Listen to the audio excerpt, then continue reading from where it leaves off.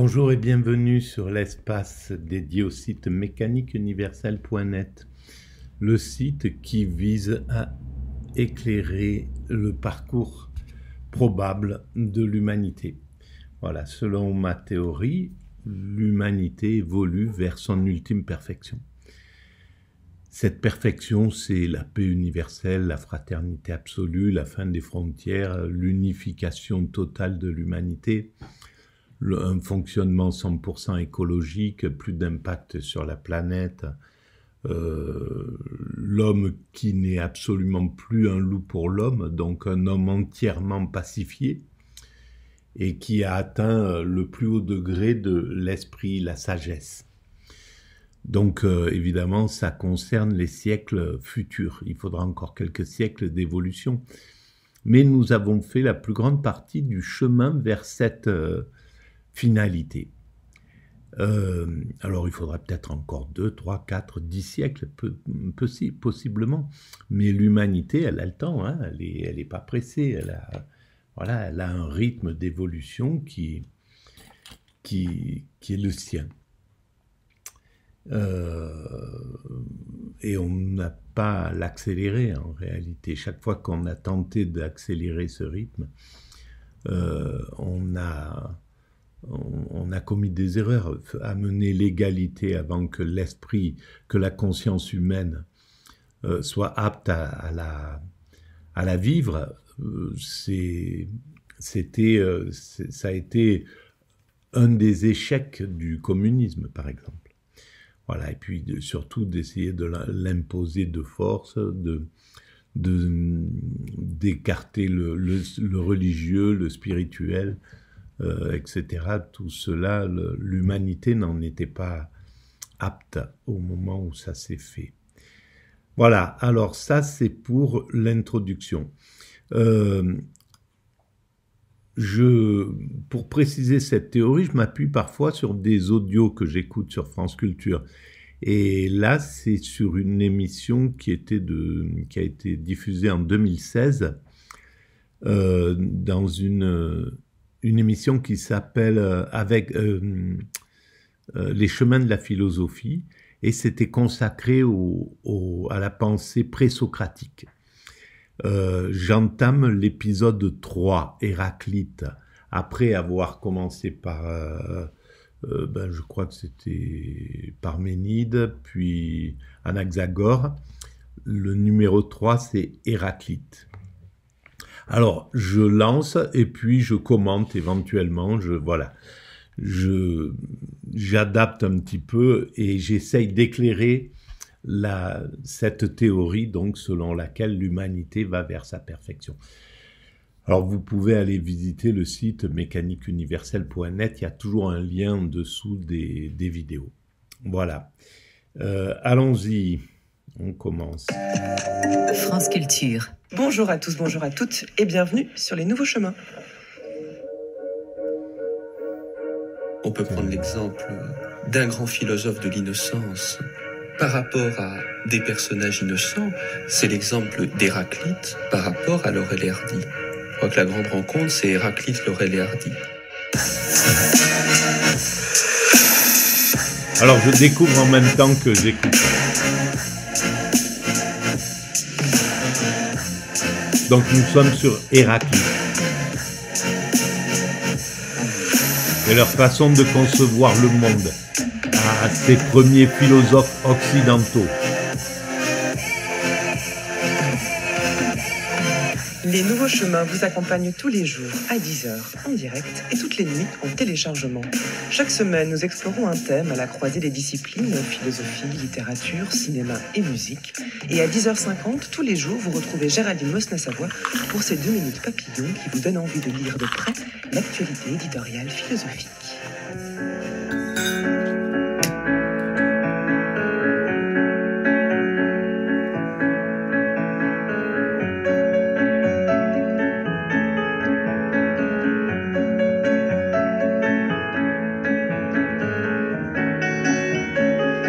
Héraclite est l'observateur désabusé de la nature humaine. Il vit vers la fin du VIe siècle avant notre ère, mais ce qu'il écrit aurait pu se trouver sous la plume de Schopenhauer ou même de Sioran. Son pessimisme est lucide et magnifique, ses phrases simples et implacables. La centaine de fragments qui nous restent peuvent être lus comme autant d'aphorismes d'une pensée bien complète dans l'esprit du voyageur et son ombre de Nietzsche. Le sens de ces aphorismes semble changer à chaque lecture. On n'entre jamais 2 fois dans le même fleuve et on ne lit jamais 2 fois les mêmes phrases chez Héraclite. Bonjour Heinz Wiesmann. Bonjour. Vous êtes directeur d'études à l'EHESS, du programme d'enseignement et de recherche sur l'épistémologie des sciences humaines, et vous avez publié entre autres en 2011 avec Jean Bollack, Héraclite ou la séparation, aux éditions de Minuit. Héraclite savait que la vérité est noble et que l'image qui la révèle, c'est la tragédie. Il ne se contentait pas de définir l'image alors la vérité est noble. Donc la vérité, s'il parle de la vérité, c'est la vérité suprême. Sinon, il dirait les vérités, parce qu'il y a plein de vérités ordinaires, en somme. La vérité suprême, selon ma théorie, on ne l'atteint qu'à travers l'extase. C'est donc pas la conscience qui peut, c'est donc pas l'intelligence, entre guillemets, qui peut accéder à la vérité suprême. L'intelligence accède aux petites vérités ordinaires. 2 et 2, ça fait 4. 1 mètre, c'est telle distance, etc., etc. Le monde est... L'atome s'est constitué de telle chose, etc., etc. Tout ça, pardon, c'est des... Excusez-moi.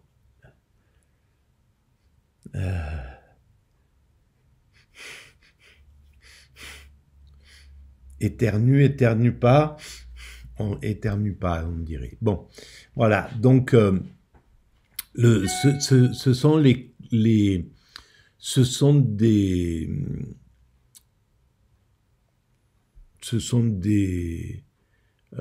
comment on appelle ça?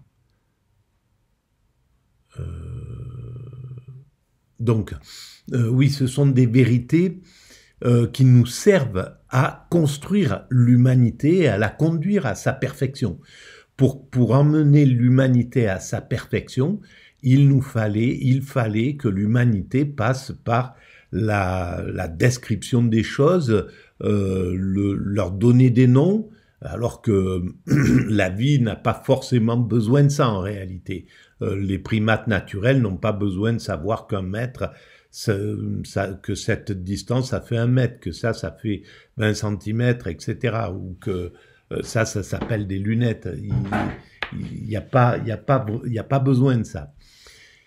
L'humanité en avait besoin pour construire le monde tel qu'on le construit, et là, il est loin d'être achevé. Son achèvement, il n'est pas technique, c'est pas un achèvement technique, on va pas faire des immeubles qui feront 600, 1500 mètres de haut, ou je sais pas. C'est pas ça le but, en réalité, parce que, tout simplement, pourquoi c'est pas la technique à 100%, les fusées, les avions, ce que nous propose justement le monde, le néolibéralisme, le libéralisme, le capitalisme, etc., le monde moderne. Pourquoi ça n'est pas la finalité? Tout simplement parce que l'État, le but fondamental, c'est ressentir, c'est que l'homme puisse ressentir l'état de bonheur. C'est le fondement. En réalité, tout ce qu'on fait, c'est pour ressentir du plaisir. Quelqu'un qui va, j'en sais rien moi, un dictateur ou un faucon américain qui va pousser à la guerre un système, ce qu'il va ressentir, c'est le plaisir de dominer. C'est le plaisir que va lui procurer sa position sociale qui va pouvoir profiter de certains plaisirs de l'existence, de la bonne bouffe, de la sexualité, etc. Mais c'est que du ressenti. Ce qu'il poursuit au fond, c'est le ressenti. C'est ressentir c'est avoir des sensations. Et les sensations les plus positives possibles pour lui. Voilà. Donc, c'est ce qu'on cherche. Mais la sensation suprême, en fait, le faucon américain ou le dictateur qui vient de perdre sa nation, là, eh bien, il se trompait simplement il n'était pas conscient que la sensation suprême, c'est l'extase, c'est la sagesse, c'est l'éveil.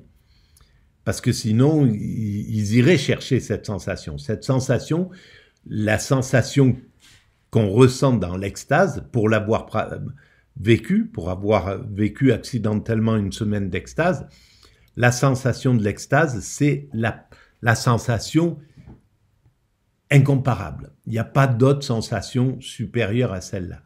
Donc, c'est celle-ci que cherche intuitivement à atteindre l'humanité. C'est peut-être quelque chose qui est resté dans la mémoire les souvenirs intra-utérins, comme le disait Salvador Dali. Donc, c'est peut-être à ce niveau-là que ça se joue. Mais en tout cas, cet état extatique, c'est ce que l'humanité cherche à atteindre. Et donc, si l'humanité atteint l'extase, elle peut pas entretenir des immeubles de 1000 mètres de haut. Donc, il faut que tout soit à son échelle, c'est-à-dire la simplicité, l'humilité, les choses les plus simples, mais qui perdurent, qui protègent l'humain des caprices du climat, qui le protègent des prédateurs, qui le protège, qui lui permet d'avoir de la nourriture sans difficulté, de pouvoir dormir, d'être, les bases de l'existence en somme.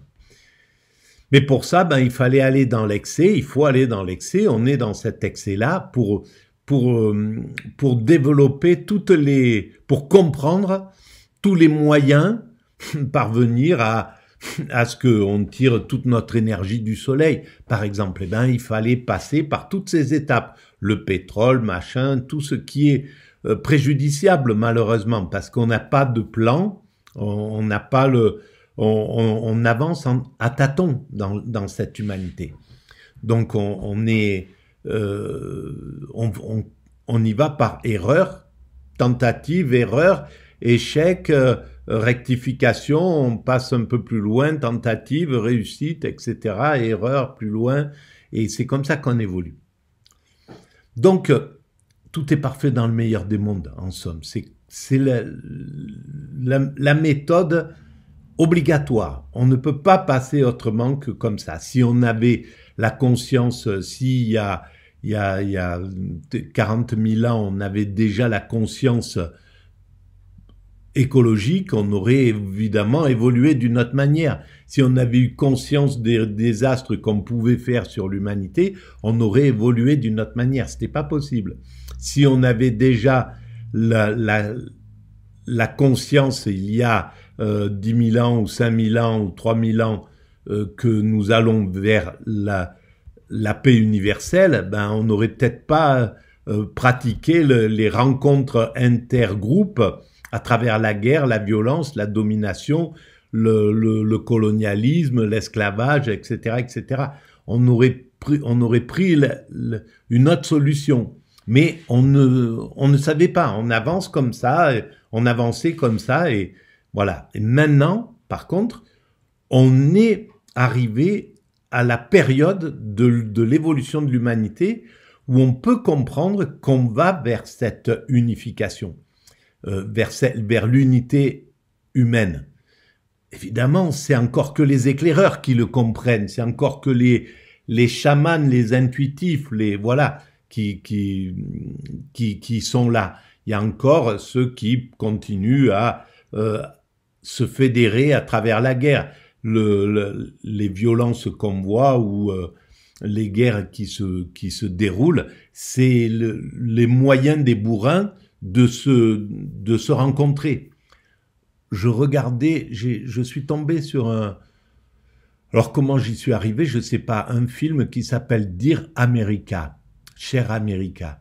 d'un gars qui s'appelle Bill Couturier. C'était sur la guerre du Vietnam. Et on voit à quel point c'est les lettres qui sont écrites par les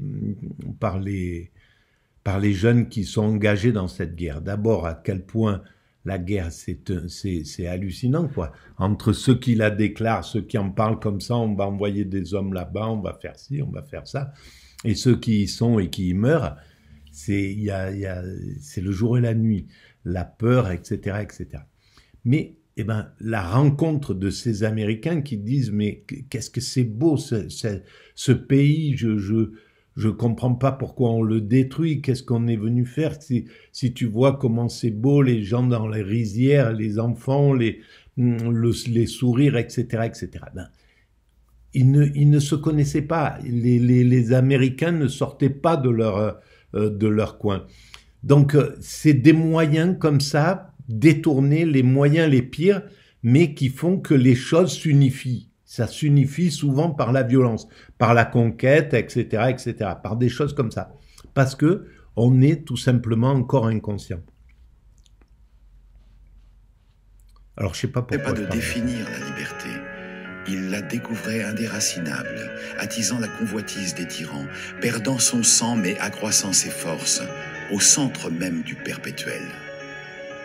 Sa vue d'aigle solaire, sa sensibilité particulière l'avaient persuadé, une fois pour toutes, que la seule certitude que nous possédions de la réalité du lendemain, c'est le pessimisme, forme accomplie du secret où nous venons nous rafraîchir, prendre garde et dormir. Le devenir progresse conjointement à l'intérieur. Alors, le pessimisme, si c'est le lendemain, parce que le présent absolu, c'est l'extase. L'extase, c'est la perfection, c'est l'état de perfection. On est bloqué, dans l'état d'extase, on est bloqué sur le présent permanent. Il n'y a pas de futur. Le futur, c'est clair qu'il y a du pessimisme parce que il y a l'angoisse, il y a la peur, il y a la réflexion, il y a la mort déjà, notre propre mort, la mort de nos proches, la mort, etc. Il y a l'inconnu, il y a tout un tas de choses qui font que c'est compliqué.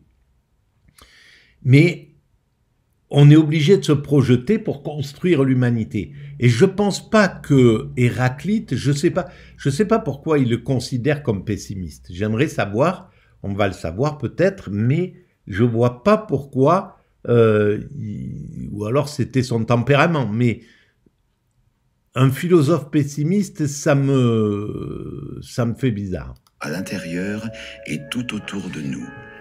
Il n'est pas subordonné aux preuves de la nature. Il s'ajoute à elle et agit sur elle.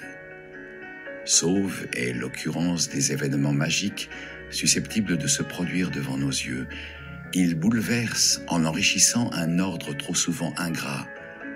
La perception du fatal, la présence continue du risque et cette part de l'obscur comme une grande rame plongeant dans les eaux tiennent l'heure en haleine et nous maintiennent disponibles à sa hauteur.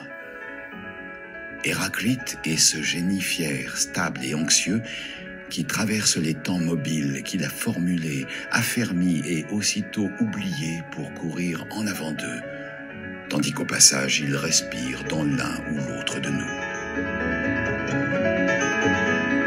C'est très beau.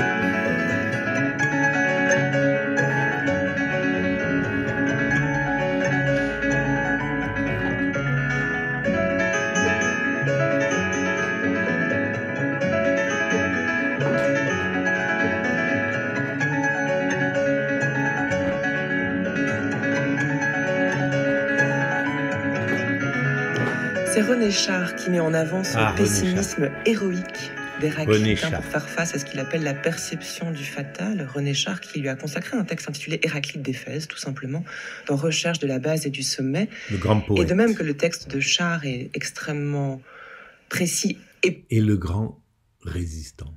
Si et poétique, même si ici c'est de la prose et que c'est une espèce de prose qui conduit la poésie dans la forme mais aussi dans le fond. Les textes d'Héraclite, Hans Wiesmann, sont aussi ce mélange entre un constat très lucide qu'on pourrait qualifier de philosophique et ont une espèce de portée poétique qui fait que le sens n'est jamais complètement fermé. Il faut partir, à mon avis, de l'impression de pessimisme qui se dégage de ces fragments, alors que si on les lit les uns après les autres, eh bien, ce qu'on rencontre, c'est plutôt quelque chose qui ressemble à du sarcasme. Il n'y a pas cette espèce de fascination pour l'inéluctable, la perception du fatal chez Char. Il y a une tradition très ancienne qui fait d'Héraclite quelqu'un qui pleure.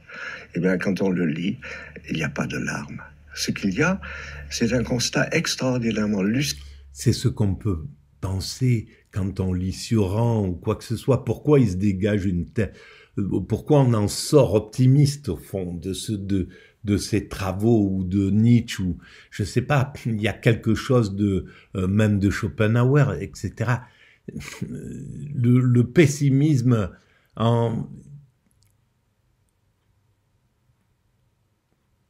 je sais pas. Élément lucide concernant notre capacité de dire ce que nous croyons être vrai.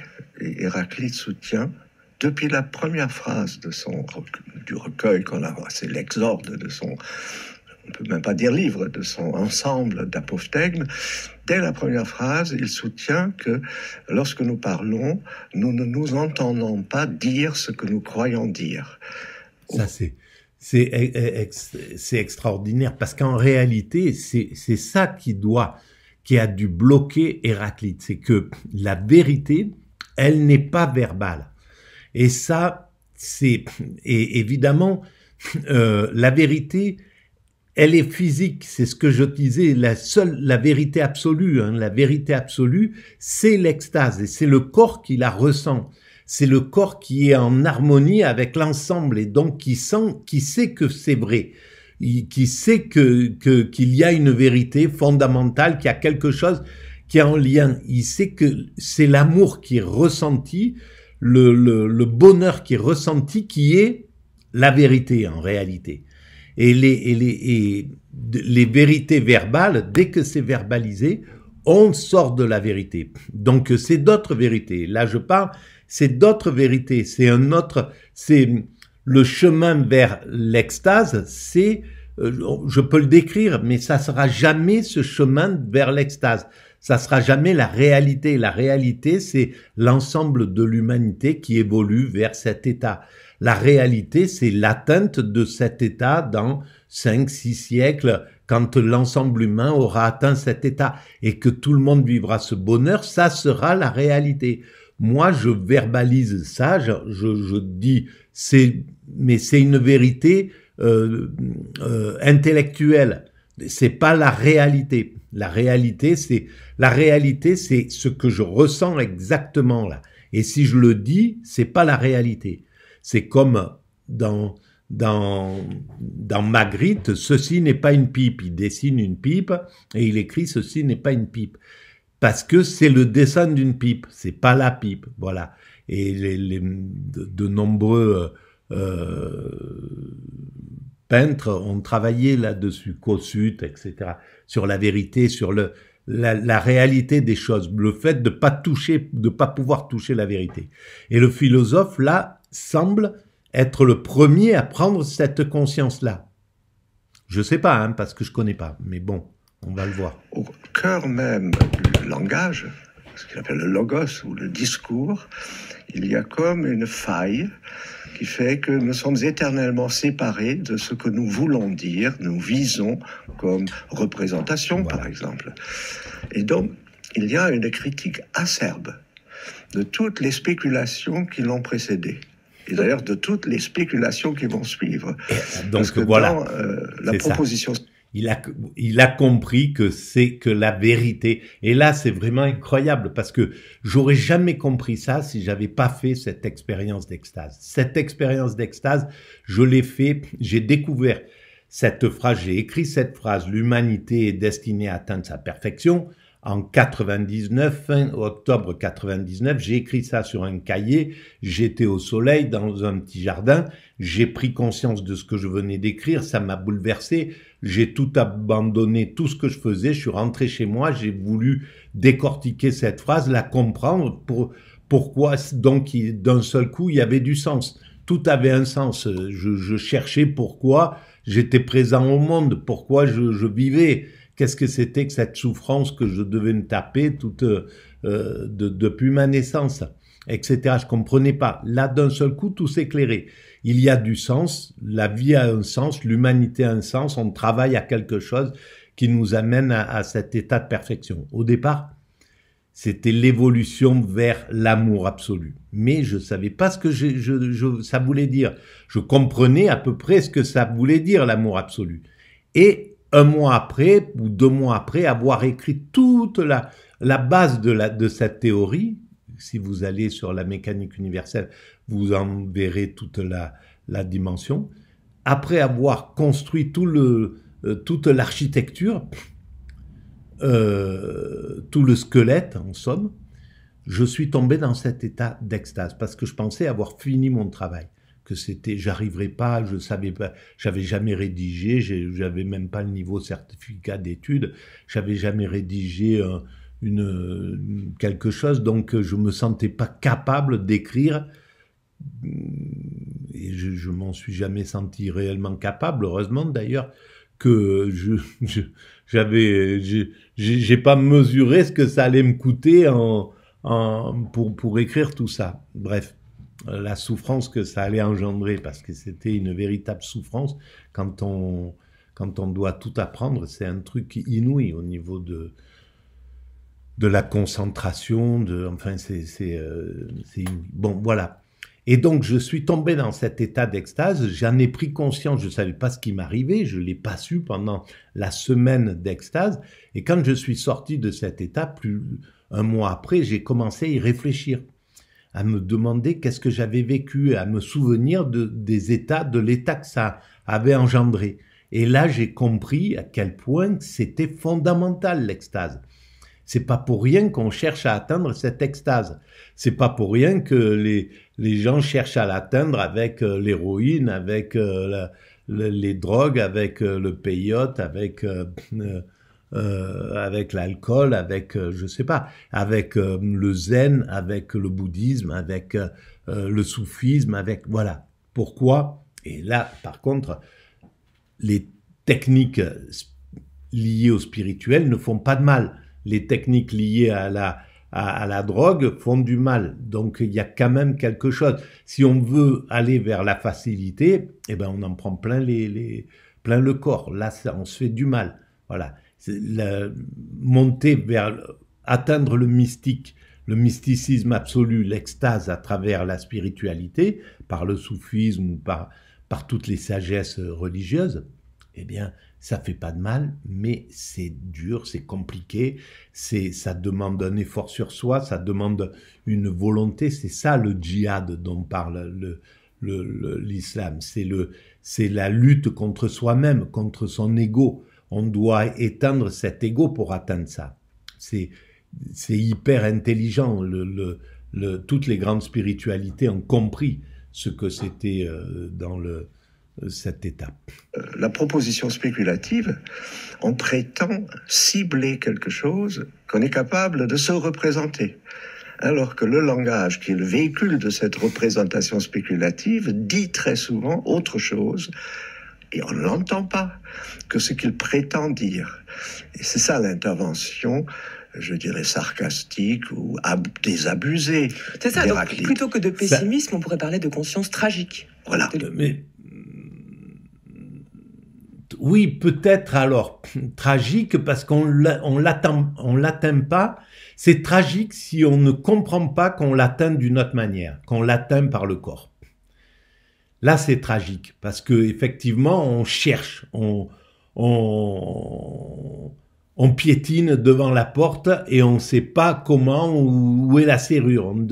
On cherche.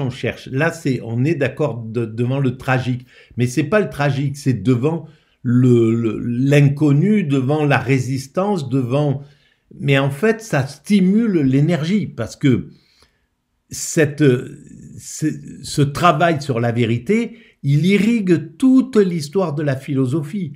Et c'est vraiment la quête, quoi. C'est une des quêtes de la philosophie. Donc, c'est un gros moteur de la pensée. Voilà. De l'existence. Ça, c'est beaucoup plus proche parce que chaque fois, il y a comme un déchirement. Quelque chose qui fait que, alors que l'optimisme du savoir, c'est d'avoir accès à ce qui est, eh bien, cet optimisme-là est évidemment désavoué par Héraclite, mais pas au nom d'un pessimisme qui, au XIXe siècle, prend cette allure héroïque chez Nietzsche, et c'est magnifique d'ailleurs. Simplement, je crois que c'est pas la tonalité véritable de ces textes. Je crois que Nietzsche était vraiment aimait beaucoup Héraclite, et je peux le comprendre là, oui, évidemment. Qui comporte un élément, je dirais aussi analytique. Très souvent, ce sont des textes, d'ailleurs on va peut-être en citer quelques-uns, qui sont particulièrement loufoques. Parce que, si on parle du fragment où il soutient que les cochons s'amusent sur le fumier, alors en quoi cela relève de la philosophie? Il faut dire que dans la centaine de fragments ou d'aphorismes ou d'apophthegmes, c'est ça, pour reprendre le terme que vous avez employé, qui nous reste, donc à savoir, est-ce que ce n'est qu'une partie de sa pensée ou le tout de sa pensée, nous avons une succession d'affirmations qui ont parfois une portée philosophique indéniable, qui évoquent la justice, le chemin, la mortalité, d'autres considérations qui semblent plus prosaïques concernant les médecins, concernant la peinture, concernant les porcs, vous l'avez dit, ou les cochons selon la traduction, et parfois quelque chose de beaucoup plus ludique. Nous avons toutes les tonalités sur une phrase, deux maximum en réalité. Et c'est pour ça qu'on peut lire ce texte comme une forme de poésie philosophique. Absolument. C'est ça qui rapproche d'ailleurs Héraclite de la pratique de l'écriture qu'on a chez Nietzsche, parce que oui, on le retrouve, bien sûr, mais c'était, je pense, la philosophie présocratique. Elle était sur cette façon de penser les choses. Mais ça se rapproche du haïku, en fait. C'est résumer, c'est être le plus succinct possible et le plus précis possible en peu de mots. C'est ça, c'est l'économie de mots. C'est aussi le refus de la totalisation optimiste ou parfois un peu bébête. La rupture est d'emblée inscrite dans le premier mot d'une phrase qu'on prononce, puisque le mot, ce qu'il doit dire, n'est peut-être pas ce qu'il dit, et l'autre qui écoute la même phrase l'entend autrement. Il y a plein d'exemples où Héraclite fait de l'étymologie. Il y a ce fragment célèbre sur l'arc, dont il dit que son œuvre est mort et son nom est vie. Parce que en grec archaïque, l'arc se dit bios, avec un accent qui n'est pas le même accent que sur bios qui veut dire vie. Mais il joue sur cette espèce d'homophonie pour dire que quand je dis l'arc et j'utilise le mot bios, moi je veux dire arc, donc un outil de mort. Mais quelqu'un qui m'entend parler peut parfaitement entendre vie. Et donc il y a une espèce de rupture à l'intérieur même de l'énoncé. Et c'est ça, je dirais, le conflit entre le dire et le dit. Dans un langage plus contemporain, on dirait entre le signifiant et le signifié. C'est cela, la chose que Héraclite pointe à tous les niveaux du discours tenu par les humains. Politique, médical, culturel, avec Homère, Hésiode, etc. Pourquoi Et quoi qu'il arrive, on ne peut pas dénouer le problème du langage, entre le dire et entre la façon dont on entend les choses. Parce que ça se situe à un autre degré. Alors on peut s'approcher de la clarté, de la vérité, mais il y a toujours ce conflit, quoi qu'il arrive. On peut écrire un livre entier sur l'amour, c'est ce que j'ai écrit sur la mécanique universelle. Ça m'avait sauté aux yeux à ce niveau-là. Sur l'amour, ce qu'on ressent quand on est amoureux, etc. Mais ça n'équivaudra jamais la sensation d'être amoureux. C'est comme intellectualiser les choses et les vivre. C'est vraiment deux mondes. Et donc, le silence est du côté de la vérité. C'est ça la chose. Pourquoi c'est pas pour rien, le silence est d'or, la parole est d'argent. Il ne manque pas de mots durs envers Homère dans ces parce qu'Homère, c'est la Bible de l'époque. Et donc, on pense trouver dans l'Homère, c'est pour ça qu'il est rituellement récité pendant les grandes fêtes religieuses, on pense trouver dans Homère la clé de ce qui est, de ce qui nous entoure. Il est le grand sage, et ses textes sont dans les textes canoniques, comme ça a été la Bible pendant des siècles. Eh bien, Héraclite intervient dans cette fonction qu'on a attribuée au texte homérique, de nous dire ce qu'il en est de ce qui est. Et Héraclite dit, mais c'est une prétention qui est absolument incompatible avec le fonctionnement du langage, qu'il appelle logos, puisque le langage se contredit. Et c'est cette contradiction qu'il met en scène. C'est hyper novateur, quoi. Je vais arrêter là pour cette vidéo, mais c'est hyper novateur. C'est clair que je comprends que Héraclite, de toute manière, tous les philosophes, tous les penseurs, mais de toutes les spiritualités, que ça soit les penseurs animistes africains, que ça soit les penseurs perses, les penseurs égyptiens, les penseurs, etc., asiatiques, c'est inouï, quoi. La quête de vérité et d'explication du monde par ces êtres humains qui nous ont précédés, par nos frères, nos pères, voilà, le travail qu'ils ont fait pour essayer d'éclairer les choses, c'est inouï. Mais bon, voilà, il y a des moments où il y a des mecs qui passent, ils ont des bottes de 7 lieues, parce que là, se poser ce type de questions sur la véracité du langage, c'est puissant. Bien qu'à cette époque-là, ils faisaient, à mon sens, tous l'expérience de l'extase. Et on va voir si c'est le cas d'Héraclite. Je n'en sais rien, je ne l'ai pas écouté. Mais en tout cas, chapeau bas, monsieur Héraclite. Voilà, merci à vous et puis à très bientôt.